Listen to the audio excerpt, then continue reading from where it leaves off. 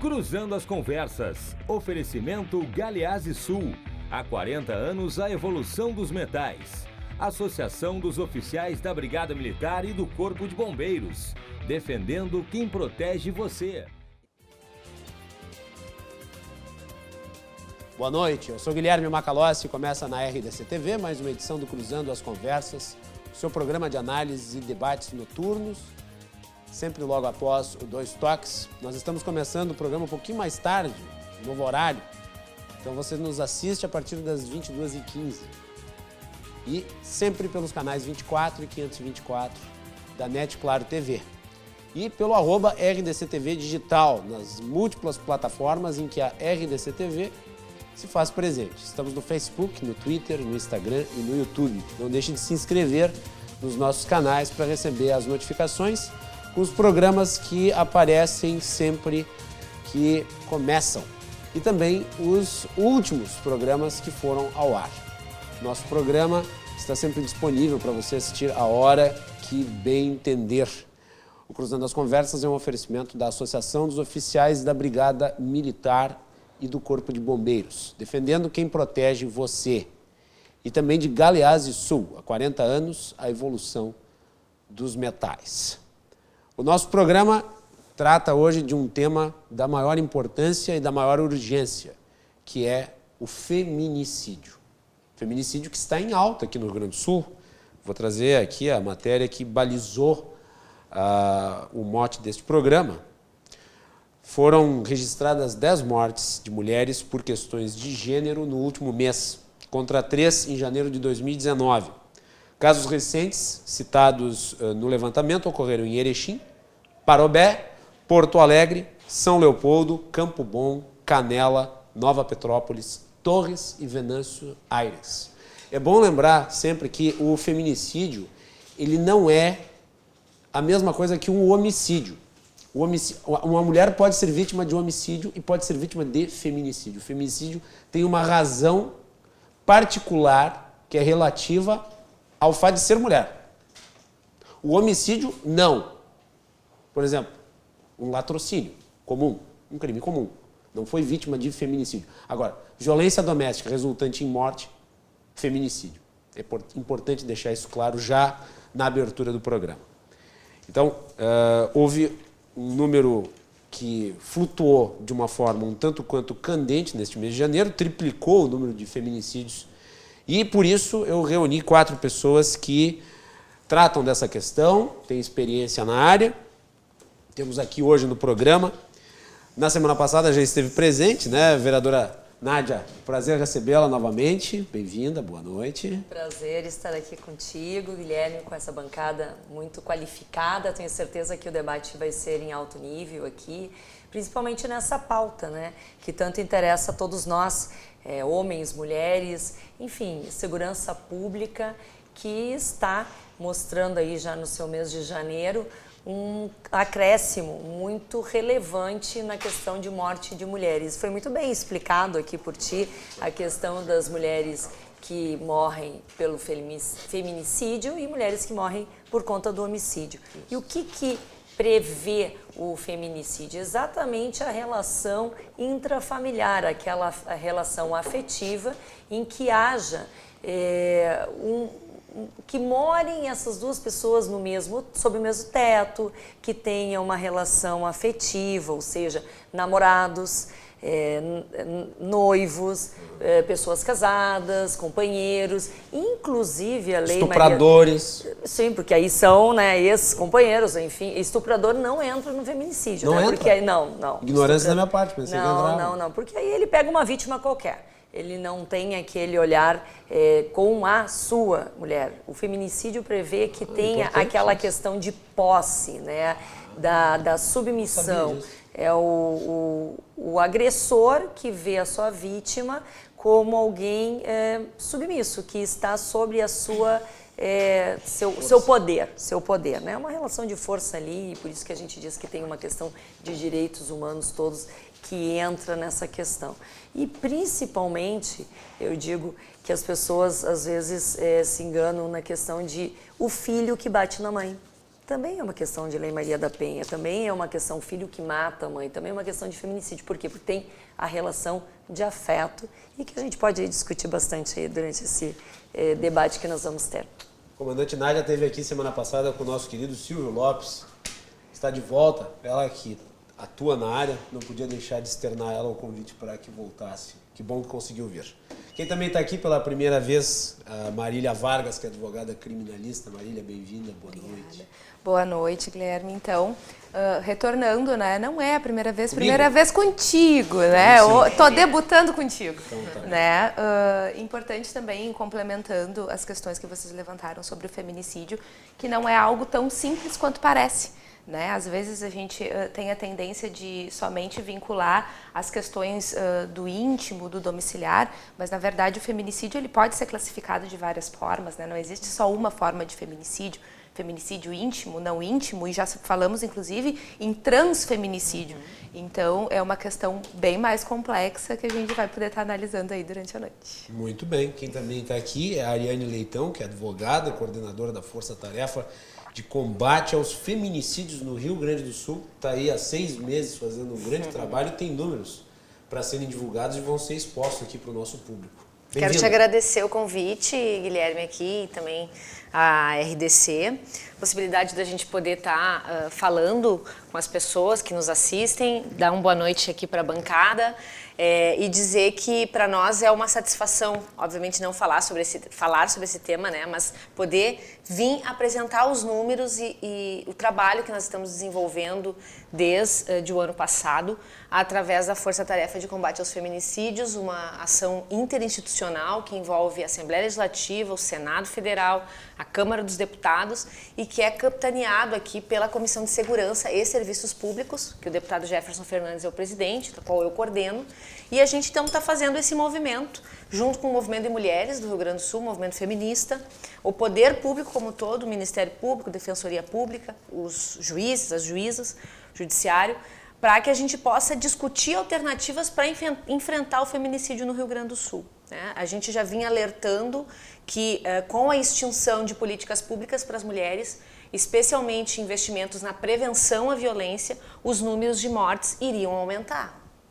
Né? Esse é um raciocínio quase que lógico. Né?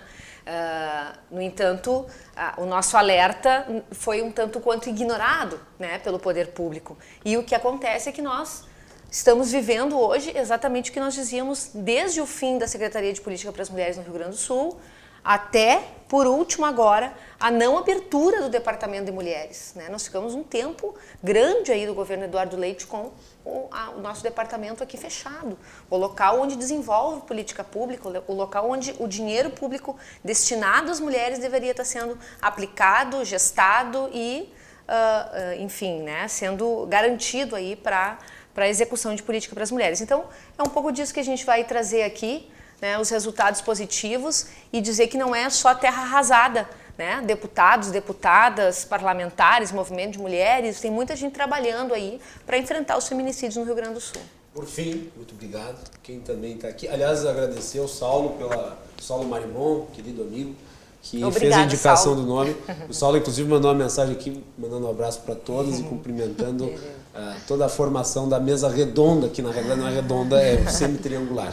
Por fim, temos aqui também a Laura Buquerque, voltando ao programa, que também é advogada criminalista. Laura, bem-vinda, boa noite. Obrigada, Guilherme, boa noite. Boa noite aos nossos telespectadores e à banca aqui composta por pessoas tão qualificadas para debater. Esse é um tema extremamente relevante e urgente de ser tratado, não só por essa notícia que tu destacaste, Guilherme, mas me chamou a atenção que uma semana antes dessa notícia, eu havia lido que o governo federal, no caso, né, zerou os repasses ao programa da Casa da Mulher Brasileira. A Casa da Mulher Brasileira era um programa instituído em 2015 que buscava justamente prestar um atendimento integral às mulheres vítimas de violência doméstica, porque a verdade, né... O curioso é que, provavelmente, essa área está sob a batuta de uma ministra. Exatamente. Que é a Damares Alves. Exatamente. E eu acredito que seja quase um consenso que o feminicídio ele é, na verdade, a ponta de um iceberg. Ele é sempre uma violência que vem num crescendo. E se a gente retira políticas públicas que intervêm no início dessa violência doméstica, a gente está permitindo a morte de mulheres. Obrigada, Guilherme, mais uma vez pelo convite. Bom, eu agradeço a presença das 4 aqui. Eu vou começar, obviamente, por essa flutuação.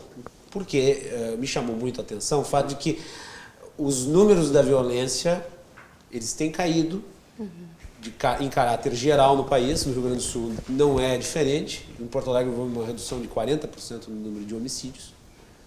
No Brasil, em média, no ano de 2019, foi 21% o número de homicídios. E daí vem este número de feminicídios destoando. Vou começar por vocês que apontaram esses problemas em questão de investimentos e políticas públicas. É daí a razão de haver essa flutuação para cima em contraste com os números gerais da segurança pública que estão em queda? Começo por ti. Sim, sem dúvida. Acho que é isso. Concordas? Concordo porque estive à frente do espaço que executou mais de 5 milhões de reais, né, para a garantia dos direitos humanos das mulheres no Rio Grande do Sul. Essa secretaria, vou repetir, foi fechada, né, foi uma decisão política e foi transformada num departamento, e nesse departamento o recurso que foi destinado a ele foi infinitamente menor do que era executado anteriormente. Desde aquele momento a gente começou a ver, né, uma mudança. Foi agora nesse governo? Não, foi no governo Sartori. Tá? No final do governo Tarso, então existia a secretaria, o governo Sartori cria um departamento, reduz drasticamente o valor para a política pública para as mulheres e nós chegamos no último ano do governo Sartori com 180 mil reais, de 5 milhões para 180 mil reais. Né? Nós entramos no governo do Eduardo Leite agora com 40 mil reais destinados para as políticas públicas para as mulheres. 40 mil reais. 20 mil reais somente para o enfrentamento à violência contra a mulher. A vereadora Nádia sabe que isso não paga nem a gasolina das patrulhas, Maria da Penha. Né? Então, não teria como ser diferente. Então, nós vemos assim, a cada notícia de feminicídio correm para a delegada Nadine. Pode estar nos assistindo agora, que aliás é uma parceira aliada. A polícia não tem condições de responder sozinha sobre o aumento dessas mortes, porque a polícia atua já na consequência. Não faz a prevenção. Não faz a prevenção. A Patrulha Maria da Penha faz a prevenção. E a brigada, é a polícia também. Mas por que eu coloco isso? Porque se não existir uma rede, não existir um conjunto de políticas e de ações, né, para enfrentar a violência doméstica e a violência contra as mulheres, não só doméstica, mas contra as mulheres como um todo, né? Dizia aqui a doutora sobre a questão dos feminicídios, existem feminicídios não íntimos, né? Que, bom, um homem que acessa uma prostituta e resolve matar ela de forma violenta é um feminicídio não íntimo. Né? Então, por isso que assim, talvez eu tenha confundido a questão a violência do estupro. pode ser, mas aí no estupro tem essa é. situação. Aí acho que eu também sou advogada, mas as meninas que são especialistas acho que têm melhores condições de responder. Okay. Então, estou colocando isso por quê? Porque estes não é só o recurso para enfrentar a violência doméstica, é o recurso para enfrentar a violência cultural contra as mulheres, para enfrentar o machismo, para enfrentar a misoginia. E nós estamos vivendo um período onde o presidente da República disse que é tudo uma questão de postura. Se as mulheres souberem se portar, nós vamos ter menos violência. E assim ele justificou, né, zerar os valores para as políticas para as mulheres no Brasil. Né? Não interessa que é uma ministra, quem decide os valores que estão indo ali é o presidente da República. Né? E é esse o cenário que nós estamos vivendo hoje. Ou seja, se tu comportar bem, tu não vai apanhar. Esse é o recado do nosso presidente. Então, por que eu coloco isso? Porque esse é o ambiente que nós enfrentamos hoje em relação à violência. E se não tiver recursos para enfrentar essa questão, não só do ponto de vista da violência doméstica, mas a violência cultural, que proporcione mais condições para as mulheres, acesso ao mercado de trabalho, acesso à educação, acesso à renda, condições para os seus filhos e filhas. E encerro essa primeira participação falando que também me chama a atenção porque dessas 10 mulheres que morreram, somente 2 acessaram, né, a rede de segurança pública? O que está fazendo as mulheres não chegar a denunciar? Eu tenho alguns elementos que quero apresentar aqui para vocês, especialmente a violência contra os filhos, a violência institucional contra as mulheres que denunciam. Então, são vários elementos que nós podemos discutir aqui. E, infelizmente, nós estamos discutindo 233% de aumento nos feminicídios no Rio Grande do Sul, né? Repasses zerados do governo federal e R$20 mil do governo Eduardo Leite para enfrentar a violência. Ao contrário disso, o Parlamento Gaúcho e o Congresso Nacional apresentaram várias ações, vários resultados positivos da Força-Tarefa. R$3 milhões em emendas, 12 viaturas para as delegacias especializadas, formação para a Patrulha Maria da Penha, Atlas do Feminicídio, tudo isso nós fizemos através da atuação conjunta do poder público e ofertamos à sociedade. Eu mais uma vez quero agradecer a oportunidade de a gente poder apresentar isso para a população através aqui da RDC. Muito bem. Antes de eu passar para a Nádia, só falar que eu liguei durante a tarde para a Delegacia da Mulher e o telefone estava sempre ocupado. Não sei se tem muita denúncia ou se alguém tirou o telefone do gancho, mas não teve Cristo de ninguém de tocar o telefone. Não houve em nenhum momento possibilidade de tocar o telefone. Não sei. Fica aqui o alerta. Eu não sei se tem algum problema lá o telefone, eu liguei para o número errado. A gente costuma ter uma relação bem próxima lá com as delegadas, a delegada Tatiana Bastos, que é a titular, é a nossa parceira, que eu saiba ela está de férias, tem uma outra delegada respondendo em nome dela, liguei né? 4 ou 5 vezes. Mas possivelmente a demanda tem sido grande. Espero que tenha sido realmente... Não porque eu fico feliz que as pessoas estejam sofrendo agressão e tenham que comunicar, mas que bom que as pessoas estão comunicando quando acabam sofrendo agressão. Comandante Nádia, sobre esses apontamentos, gostaria que tu fizesse os seus assim, também. A questão da mulher ser vítima de feminicídio, vítima de violência doméstica, intrafamiliar, ela perpassa apenas a mulher. É um conjunto de violência que é vista. É a violência contra os filhos, são crianças abusadas sexualmente, são crianças que acabam reprisando toda a violência que tem interna dentro de casa, seja na aula, seja na rua. A violência contra a mulher, ela é uma gestação para outros tipos de crime. Eu digo assim, ela gesta outros crimes, ela gesta outras tipificações que a gente pode falar aqui. E por isso que nós temos que tomar conta desse número. Baixando o número da violência contra a mulher, nós conseguimos diminuir efetivamente os outros tipos de crimes. Posse de entorpecente, pequenos furtos, roubos, ou a própria agressão, lesão corporal. A questão do bullying, que é muito básico, aquela criança que comete bullying com um coleguinha. Se nós tivermos professores que tenham um olhar mais acurado com violência, conheçam todos os tipos de violência que começa dentro de casa... O problema é que às vezes o professor apanha do aluno.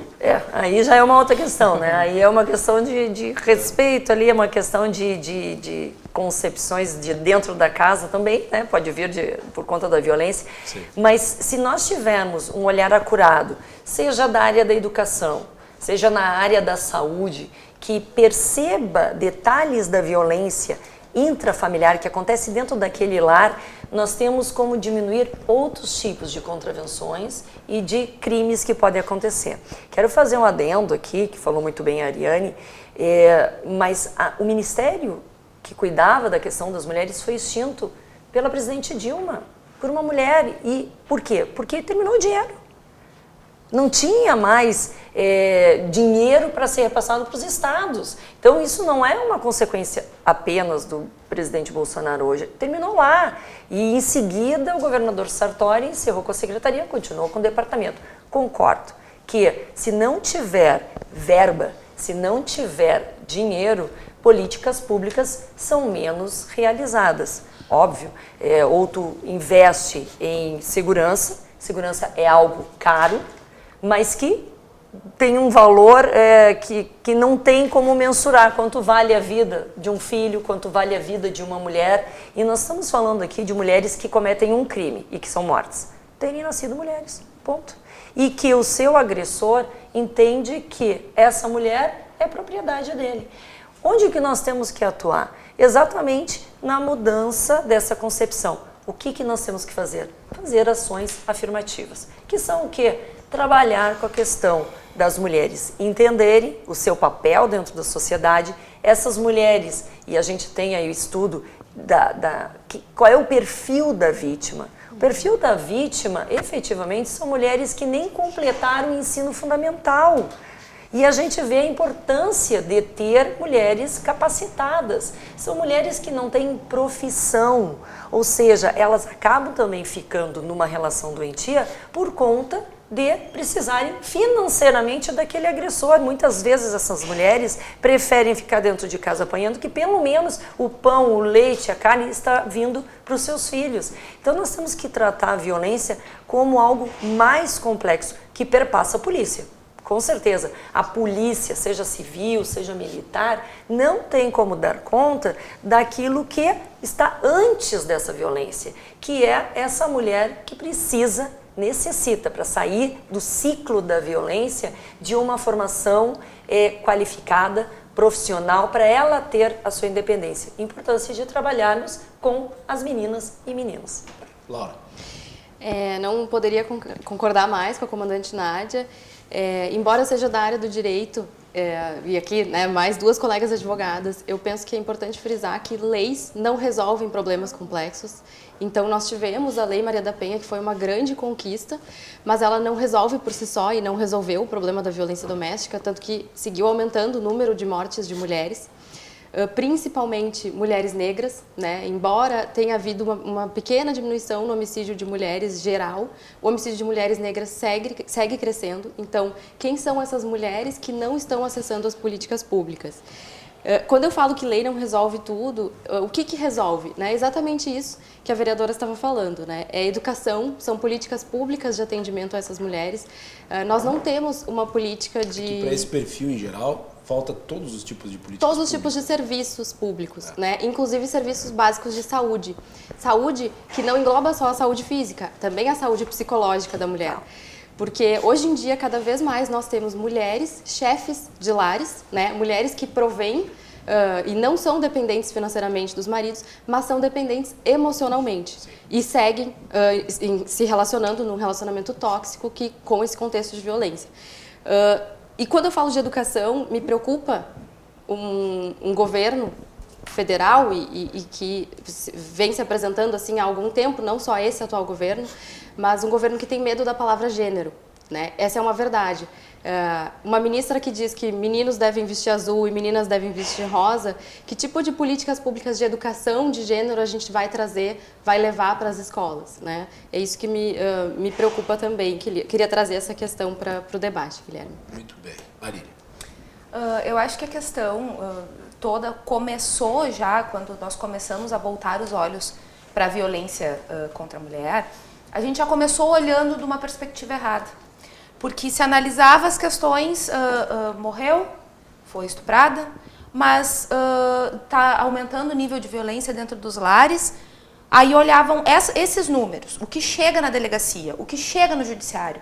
Mas e a raiz do problema, qual é? Se a raiz do problema é a violência familiar, o que está acontecendo na instituição familiar que está gerando este tipo de problema? E aí eu tenho um jargão, que eu digo que a raiz de todo e qualquer problema que nós temos hoje é a questão da nulificação do respeito. Acabou o respeito, nós não cultuamos mais o respeito. E existe a cultura de não se cultuar o respeito à família. Então, a partir do momento que tu destrói a instituição familiar, o papel e a autoridade de pai e de mãe, tu abre a porta para tudo, para todo tipo de violência, que deriva da ausência de respeito. O cerne de tudo é isso. Isso não é tratado. Pelo contrário, a família segue sendo atacada e segue sendo desmantelada. Ponto. Perfeito. Tá? E isso vai gerar o que a gente chama ali na doutrina dos broken homes, que são as relações quebradas dentro das relações familiares e que daí geram os mais diversos tipos de violência que vão, obviamente, desaguar no feminicídio. A questão que foi pautada sobre a fala do presidente, da postura, enfim, eu não vi, e também não sei o que ele quis dizer com isso, Às vezes o presidente é indecifrável. Ele é indecifrável porque ele fala, ele quis dizer uma coisa, mas ele tem esse jeito muito dele, ele fala, ninguém entende nada e tudo bem. Mas o que eu penso dessa questão da postura? Penso que mulher vítima de violência é a mulher vítima de violência de maneira concreta, né? Aquela mulher que está num ciclo de violência. Eu não sou vítima porque nasci mulher, não cometi crime por nascer mulher. E a partir do momento que tu alimenta isso como uma bandeira política, tu torna toda e qualquer mulher vítima. E isso é um grande problema. Porque tu está enxergando toda mulher como vítima pelo simples fato de ser mulher. Nós não podemos, isso vai totalmente de encontro ao que tanto se bate que nós precisamos empoderar a mulher. Então, se eu estou tornando ela vítima por ser mulher, eu não estou empoderando. Então, uma coisa vai totalmente em contra a outra. Então, o empoderamento da mulher para que ela tenha, de repente, essa postura que o presidente falou, é essa questão de ter postura de ser autoafirmativa, de ser firme nos seus propósitos, firme nos seus conhecimentos e se impor de uma maneira que, independente de estar falando ou me reportando a homens ou mulheres, estou ciente do que estou falando e certa do que estou falando. E isso só vem através do que a comandante Nádia colocou. Educação, trabalho, ações afirmativas no sentido de educar, trazer conhecimento, trazer profissão a essas mulheres. E aí, atacando o cerne, a gente consegue atacar os problemas. Porque a vitimização, né, tornar a vítima de novo, não tira essa mulher do ciclo da violência. Acabamos também, de novo, trazendo ela a continuar vítima. A partir do momento que a vítima, isso eu falo muito, nós temos que fortalecer a vítima. De que forma? O que falta? O que faltou para essa mulher para ela não ser vítima? Até porque, assim, ó, a maioria das mulheres não são vítimas. Ponto. São algumas mulheres que são vítimas. E aí que eu mostrei o perfil. É aquela que não completou o ensino fundamental, a importância de se bater nessa tecla. E aí entra a família. Exatamente. Cadê a família que não cuidou da educação? Também para fazer para Eu ia fazer a seguinte convidadas. pergunta. É claro que a maior parte dos casos que são verificados são das camadas mais porque mais não pobres. tem ensino fundamental. Nas camadas mais ricas não acontece a violência e ela é Obviamente. escondida em Também virtude existe. da questão da posição sim. social. Eu não vou fazer a denúncia porque afinal de contas que- isso vai impactar na minha vida. Sim, eu vou aceitar. com certeza. A pergunta que eu quero fazer é o seguinte: quem dessa mesa aqui, das mulheres, nunca sofreu violência? Eu nunca sofri. Nunca sofreu violência nenhuma? Não. Ah, tu nunca sofreu machismo? Nunca foi Não, interpelado não, quando não, estava falando não. na Câmara dos É que o Vereadores? machismo é uma Mas aí questão eu subjetiva. mas é óbvio que é. mas Por Ariane, favor, se por é óbvio acaso que é. Por isso favor. viesse a acontecer ou pode ser que tenha acontecido, respondido na hora. Exatamente. Mas automaticamente tu fosse vítima, vereadora. Mas da onde? Mas A vítima automática- quando continua. Não, Se tu encerra ali, tu não é um vítima. processo, isso é um processo cultural de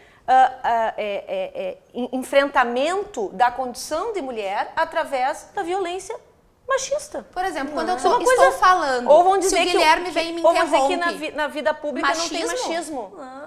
Não Gente, é. assim, nada sou um justifica a condutor, violência. Nem postura A, nem postura B, nem nada. Nem ser de família, não ser de família, ser recatada, não ser recatada. Nada justifica a violência. Tem uma pergunta É pra ti, inadmissível um governante que é pago com o nosso dinheiro dizer que a mulher precisa ter postura para ter o seu direito garantido, que são recursos públicos. Para a garantia das nossas vidas, para não enfrentar a violência, Mas eu para acho ter que a uma mulher tem rede que de se impor, sim. atendimento. A mulher É tem a que se impor, resposta né? que eu falei. Posso Se fazer uma torna pergunta? vítima, Sim, mas é uma maneira de justifica se o corte de retrai. verbas. Eu acho que a gente tem que não, ter nem muito corte de cuidado. verba, Guilherme, corte de falando verba da é uma fala, coisa. corte de verba. Corte total de verbas. Estou garantindo a palavra. Boa. para ela. Obrigada. Eu acho que a gente tem que ter muito cuidado com a nossa linguagem, com as coisas que a gente fala, porque nós estamos falando de posições muito privilegiadas, todas nós Sem aqui. dúvida. Né? Então, quando a gente diz que a vítima tem que se impor, que a vítima tem que ter uma postura, a gente está individualizando, privatizando uma segurança que deveria ser fornecida pelo Estado. Toda uma questão de política pública que deveria ser fornecido um suporte de educação, de acesso a serviços de saúde psicológica e amparo a essa mulher que não está sendo fornecida. Então, nós, claro, eu me imponho. Se o Guilherme me interromper, eu me imponho. Mentira, não me imponho porque eu não gosto de debater assim. Mas eu poderia me impor frente a uma violência. Mas eu já sofri violência, e respondendo a tua pergunta, em períodos em que eu não consegui reagir. E quando a gente está falando aqui... Pode dar um exemplo?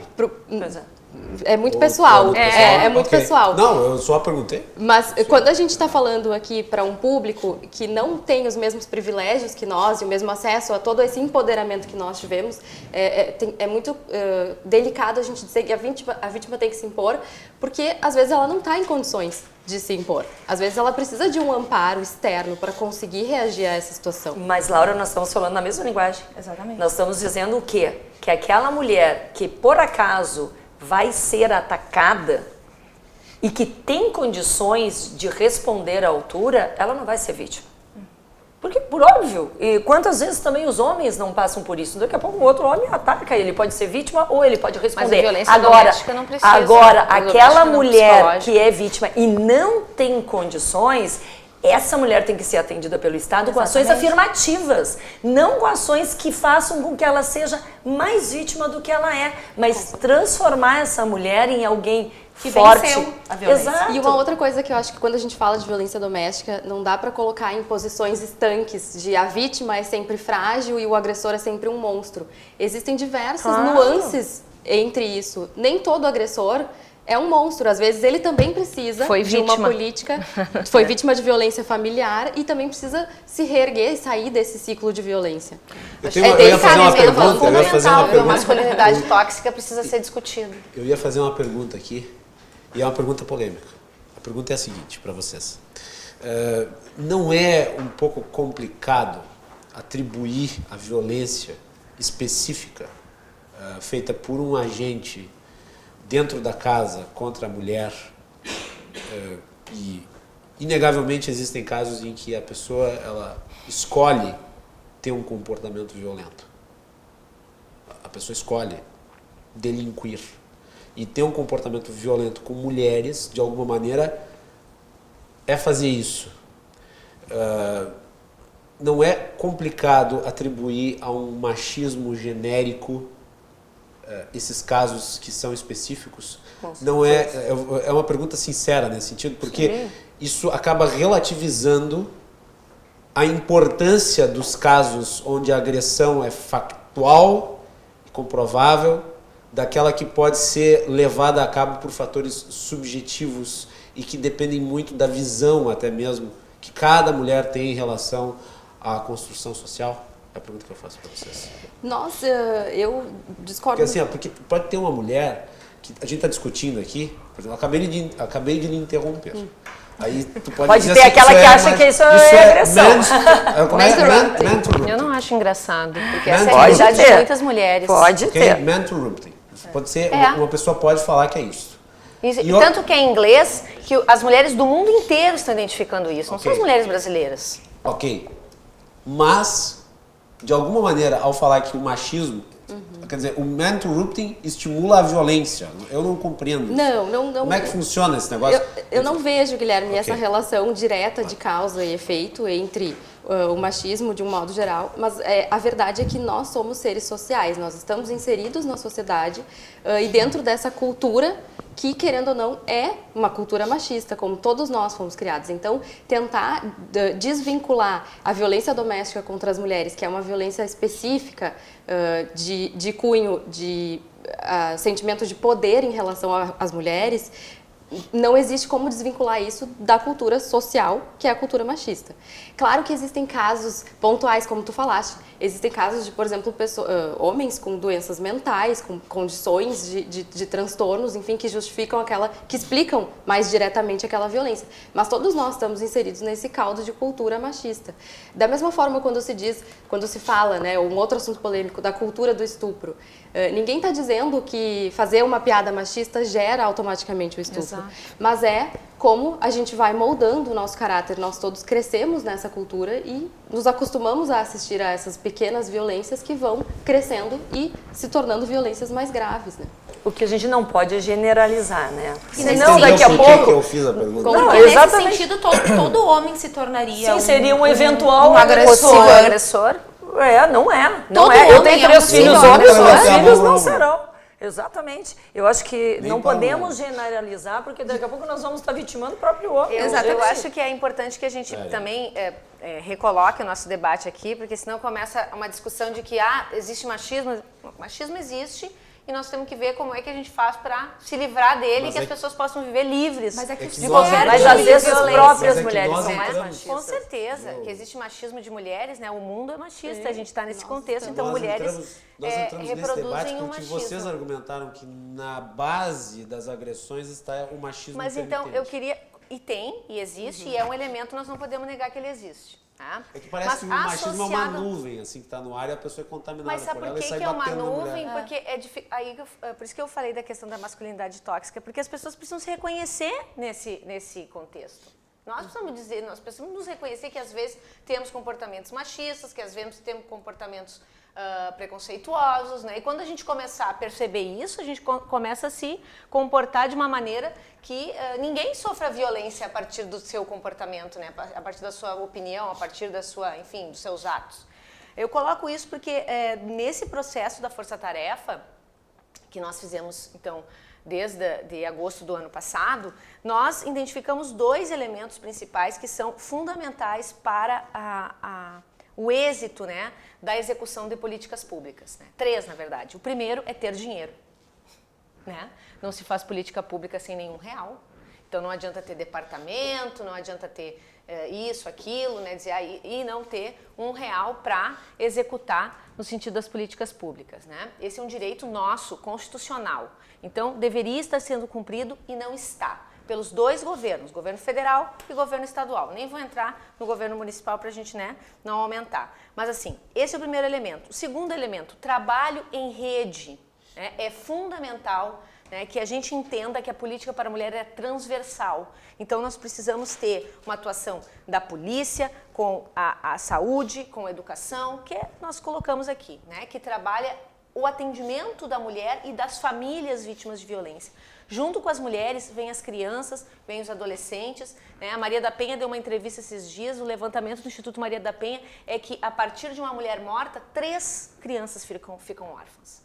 E daí tu vai gerando Então, mais problemas. Discutir essas vítimas invisíveis do crime também é fundamental. Nós precisamos entender por que, eu repito, por que as mulheres não estão acessando a rede de segurança pública para denunciar. Né? O que leva as mulheres a não chegar, se decidir a denunciar? Claro, existe todo um processo de violência, sim, mas existe também um medo, né, destas mulheres em relação aos seus filhos, né? Processos judiciais, retiradas de guardas forçadas, né? Alienação parental, então tudo isso está envolvido. E por último, a questão da prevenção, que aí eu acho que vocês também falaram aqui, mas é fundamental, especialmente enfrentar esta masculinidade tóxica, os próprios homens discutirem, né? E eu recomendo aqui um documentário para encerrar, O Silêncio dos Homens. É bom que todo mundo veja, homens, mulheres, porque ali os próprios homens se mostram dizendo que eles não conseguem discutir sobre a sua própria masculinidade e isso muitas vezes gera violência. Então,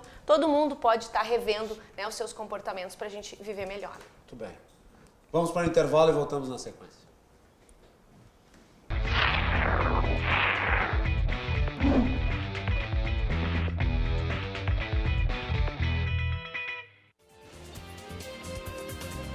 Cruzando as conversas de volta aqui na RDC TV, vocês me perdoem, eu tô meio assim, anasalado falando, porque eu tô no meio de uma crise alérgica terrível. Então já alerto o nosso público para isso, tá bem?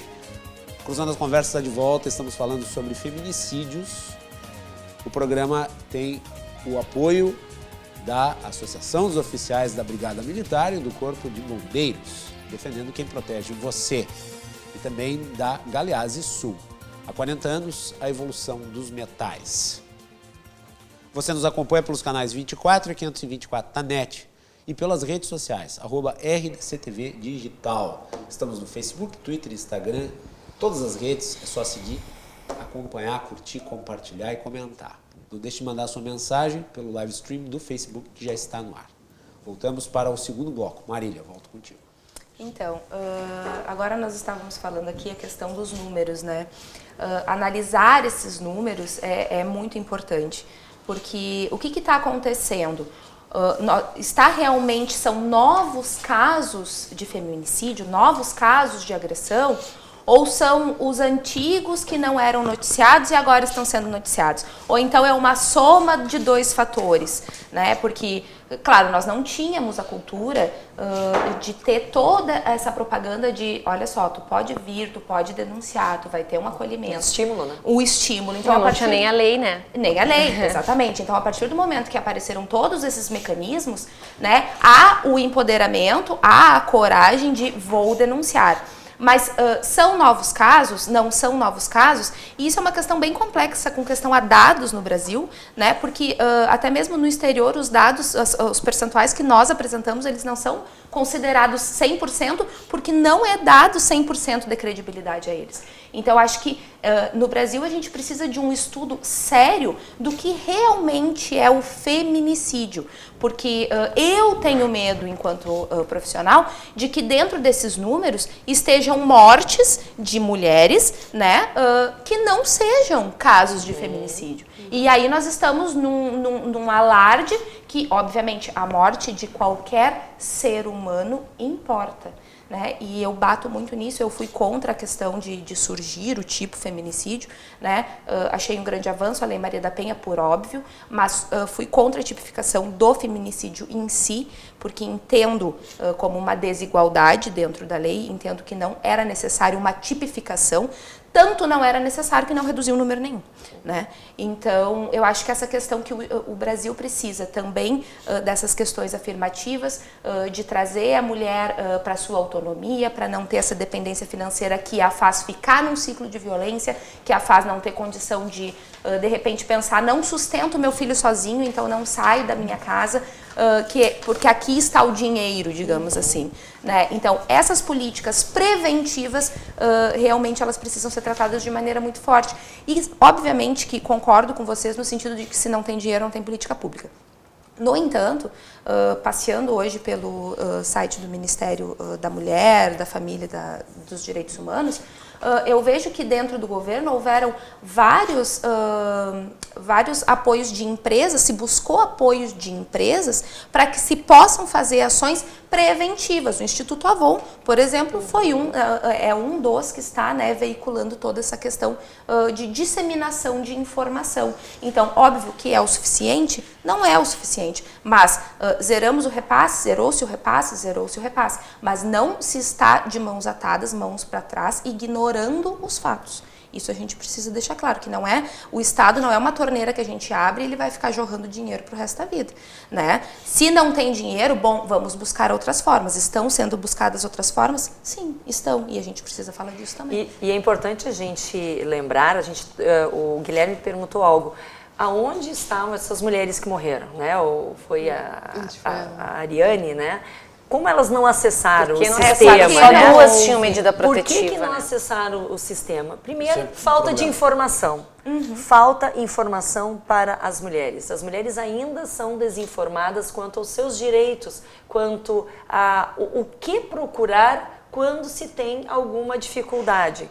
Além disso, há também a desacredibilidade do sistema judiciário. Total. Essa mulher que ingressa, e vejam bem o quanto difícil é uma mulher denunciar o seu parceiro, porque efetivamente as que nós atendemos na Patrulha Maria da Penha, depois vai entrar com essa maravilhosa ferramenta aqui que criamos aqui pela Brigada Militar, a grande maioria das mulheres gosta do seu companheiro, não gosta da atitude dele. E ela não acredita. A síndrome de Estocolmo. Exato. Né? Não acredita que ela vai poder sofrer algum tipo de violência e até morrer. E quando ela faz a denúncia, normalmente não é na primeira agressão. Essa agressão já vem acontecendo há mais tempo e ela se fortalece pela vinda da Lei Maria da Penha, 11.340, ela se fortalece porque perto do seu bairro tem um posto de saúde, uma assistência social que conversou a respeito, teve alguma organização que falou e ela lembrou, uma amiga que deu algum toque para ela e ela chama a Brigada Militar. Ela pede, então, ela informa, eu estou sendo vítima, eu estou com o braço quebrado, com alguma lesão, e ela vai levada à delegacia. Olha o quanto essa mulher tem que caminhar, muitas vezes vem com o filho no meio do caminho, né? Registram na delegacia da polícia ali, e ali também tem outro problema. Para onde ela vai voltar? Onde ela vai voltar, e mais, quem informa para ela ali na delegacia, porque a delegacia é cartorial. Exatamente. Não vai estar ali dando atenção psicológica, e não tem, o policial não tem que fazer isso, uma atenção ali de assistência. Quando pergunta para essa mulher, tu quer representar? Essa mulher não sabe Não o que sabe é o que é. representar. Nem o que é, exatamente. Quando pergunto para, e se ela não quiser representar, não abre a janelinha no sistema da Polícia Civil o pedido de medida protetiva. Se ela, por acaso, lá pelas tantas, apanhou tanto, vai dizer eu quero representar, e aí abre medida protetiva e o policial pergunta, tu queres medida protetiva de urgência? Ela também não sabe, tão pouco ela sabe.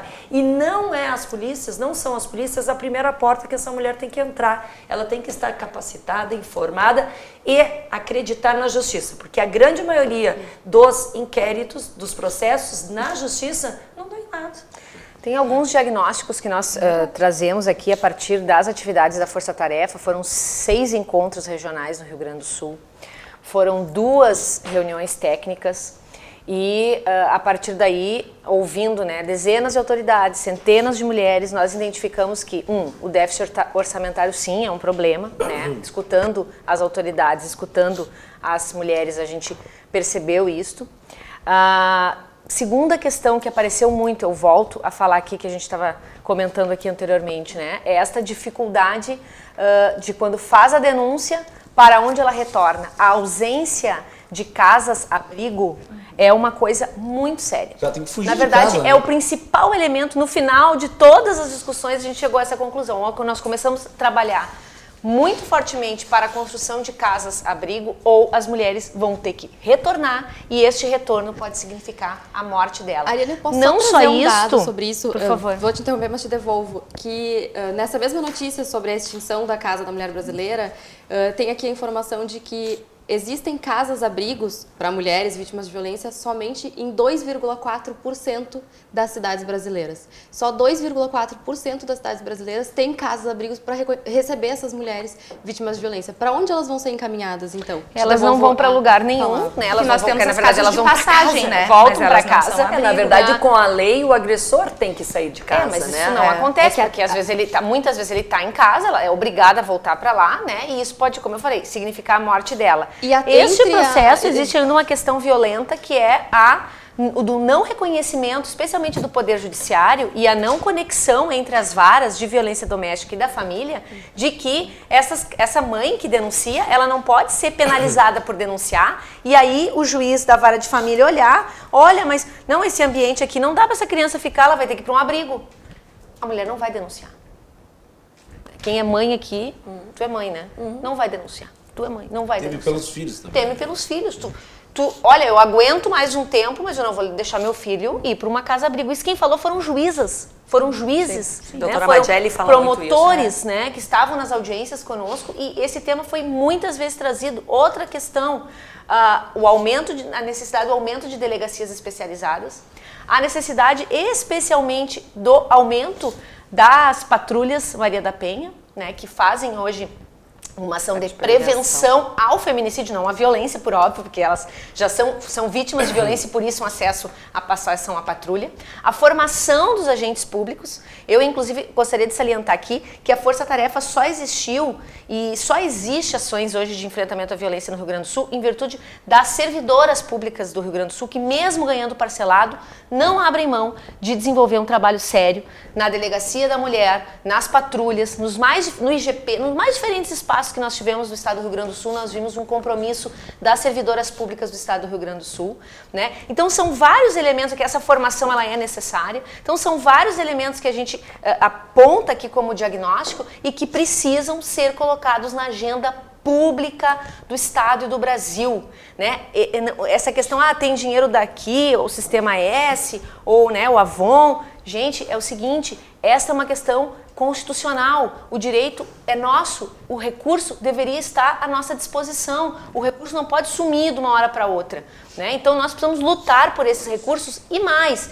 Esses valores que foram trazidos pela Força Tarefa aqui no estado do Rio Grande do Sul, 3 milhões de reais através de emendas parlamentares das deputadas estaduais, eu quero fazer uma referência especial à deputada Luciana Genro e à deputada Sofia Cavedon, que lideraram esse processo, nós vamos ter que estar atentas agora para ver se essas emendas que foram destinadas, elas vão ser aplicadas.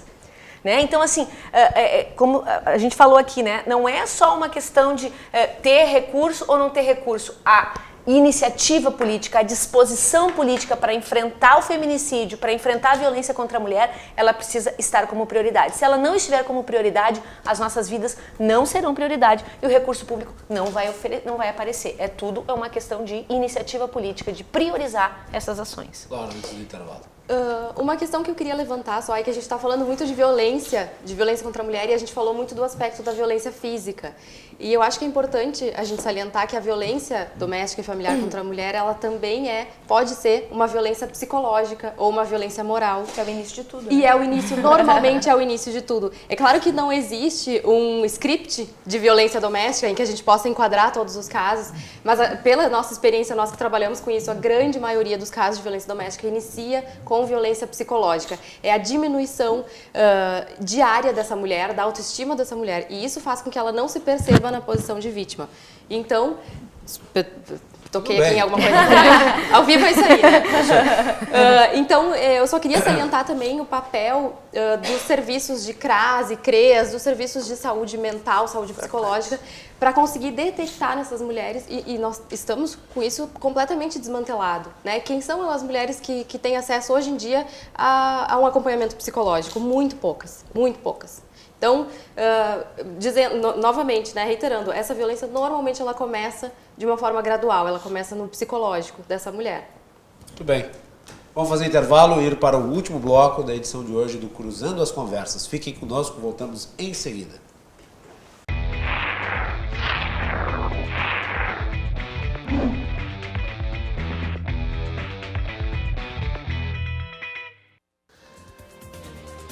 Último bloco do Cruzando as Conversas, você nos acompanha pelos canais 24 e 524 da NET, pelas redes sociais, @RDCTV Digital.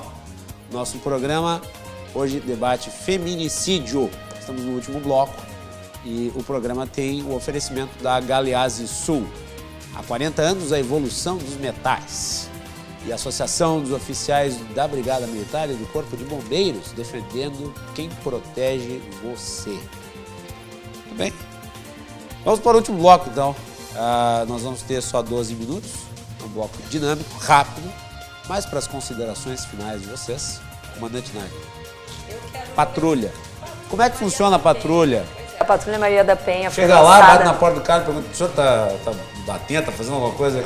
Mais ou menos, bate na assim? casa da vítima, né? Da mulher aí que tem a medida protetiva de urgência. Em outubro de 2012, a Brigada Militar, então, criou a Patrulha Maria da Penha, foi lançada aqui em Porto Alegre com 3 patrulhas, hoje já tem mais de 38 patrulhas, que são policiais militares capacitados, treinados para trabalhar no pós-delito, ou seja, não vai trabalhar no atendimento da ocorrência daquela mulher que está apanhando na hora. Ele trabalha depois, naquela mulher que registrou e que recebeu a medida protetiva de urgência através do juiz. Por quê? Porque casos da mulher com medida protetiva de urgência no bolso, essa mulher acabava morrendo, porque medida protetiva, por mais legal que seja, por mais permeada de deveres para com o agressor, não era um colete à prova de bala e não defendia tiro, facada, estrangulamento.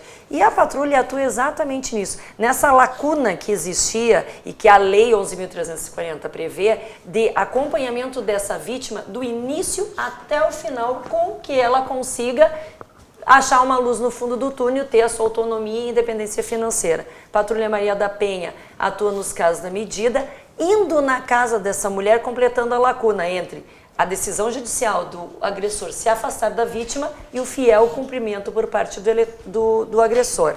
Patrulheiros vão na casa da vítima e perguntam, vão ver como é que está o termômetro ali da violência, se o agressor está respeitando a medida, se ele está importunando a vítima, e é o patrulheiro que vai... defeito? Total, muito.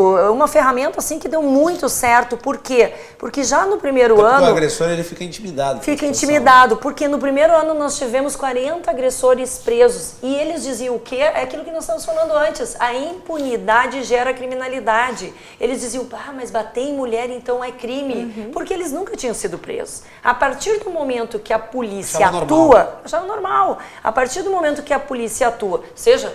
É crime bater em todo mundo, né, gente? Mas nesse caso específico que nós estamos falando. Atua. Mas ele não bate em homem. Não bate, aí é covarde, né? Aí é covarde. E é mais do que de isso... Cachorro, tu já viu agressor de cachorro pegar um pitbull? Não é só os pequenininhos. No Chihuahua, ele vai no Yorkshire. Os vira-lata, né?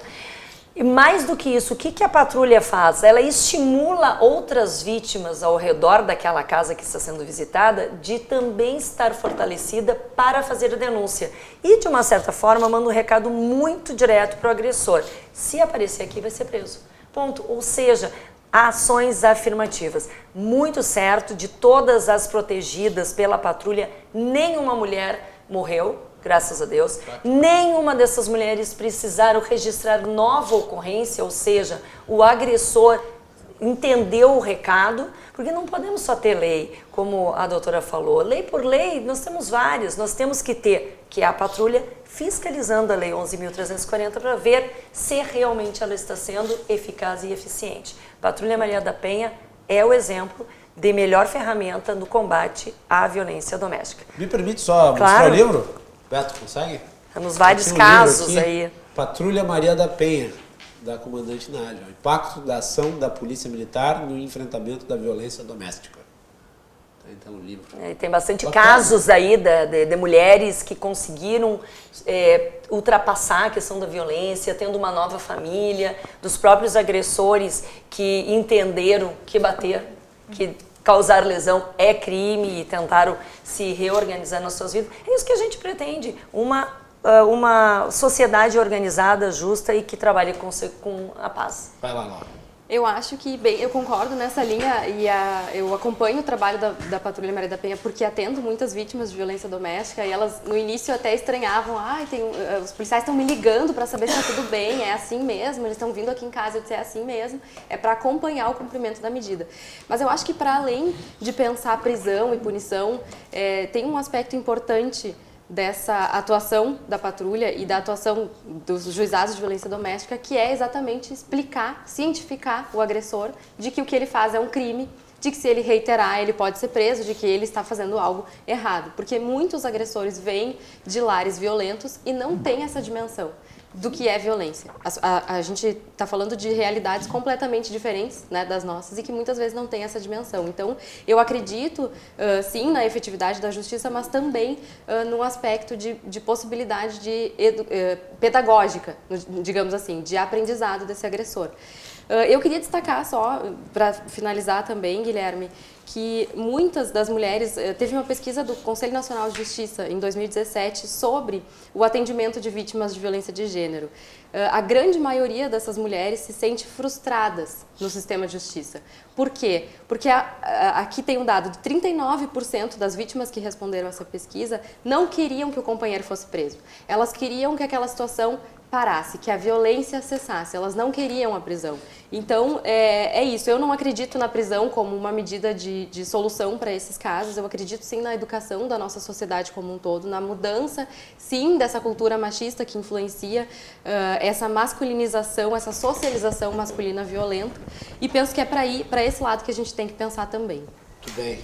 Marília.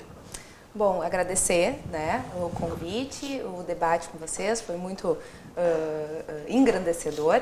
E finalizar dizendo que, de fato, para mim, né, no meu pensamento, que vai erradicar a longo prazo realmente é a educação, é a reestruturação do ente familiar, que vai então fazer com que essa violência no ambiente doméstico cesse, né, educar os filhos, tanto mulheres quanto homens, com relação à violência, mas também temos sim que buscar a questão da efetividade do judiciário, porque não adianta nada eu estar aqui militando em prol da minha vítima, que foi vítima de uma tentativa de homicídio, se na outra ponta existe uma outra mulher ou um outro homem dizendo que o encarceramento não dá certo, soltam, ele vai lá e mata a minha vítima. Então, infelizmente, a realidade é essa e a gente não pode estar vivendo no mundo de Nárnia, senão a gente não resolve o problema.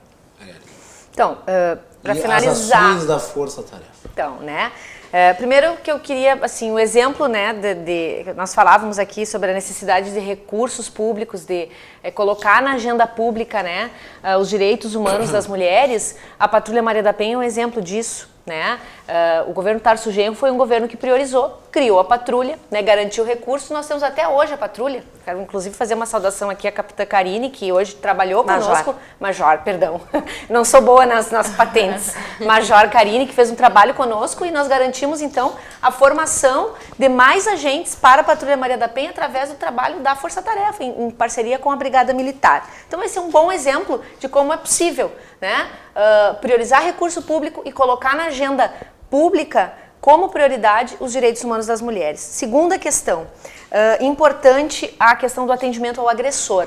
Né? Nós não falamos tratamento, nós falamos atendimento, porque eles não são doentes, né? São agressores, então precisam ser atendidos.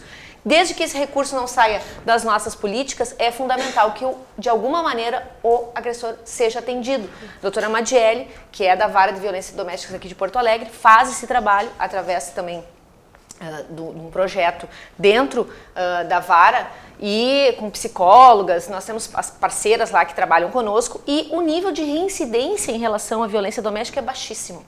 Então nós precisamos discutir isto, né, de uma maneira mais profunda, porque isso pode gerar, né, um melhor viver das nossas mulheres. Não que essas mulheres voltem para esses agressores, né, mas que, de alguma maneira, esses números sejam estudados. Então a gente precisa, acho que é importante reconhecer.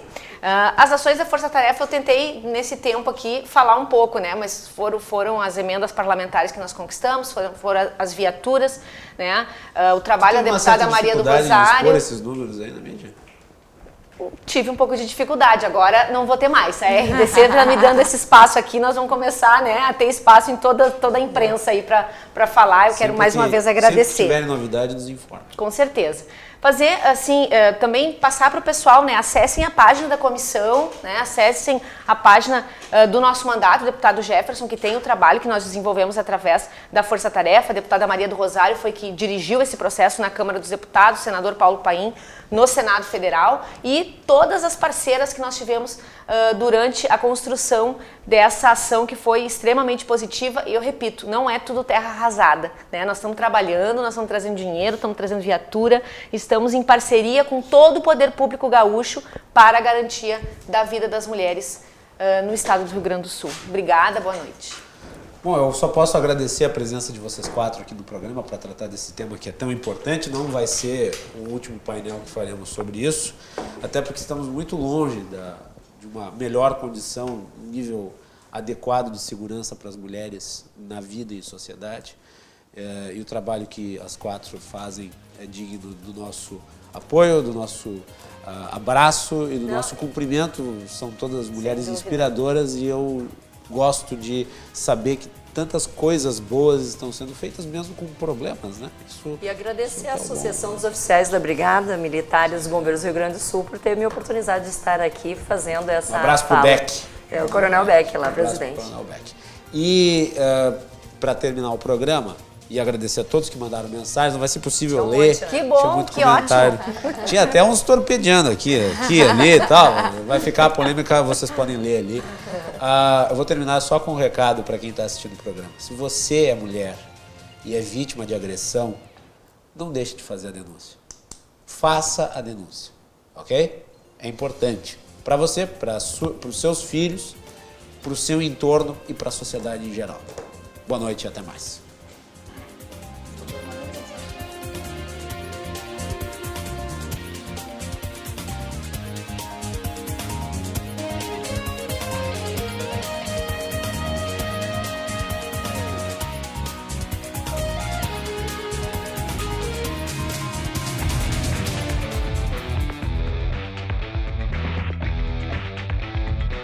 Cruzando as conversas. Oferecimento Galeazzi Sul. Há 40 anos, a evolução dos metais. Associação dos Oficiais da Brigada Militar e do Corpo de Bombeiros. Defendendo quem protege você.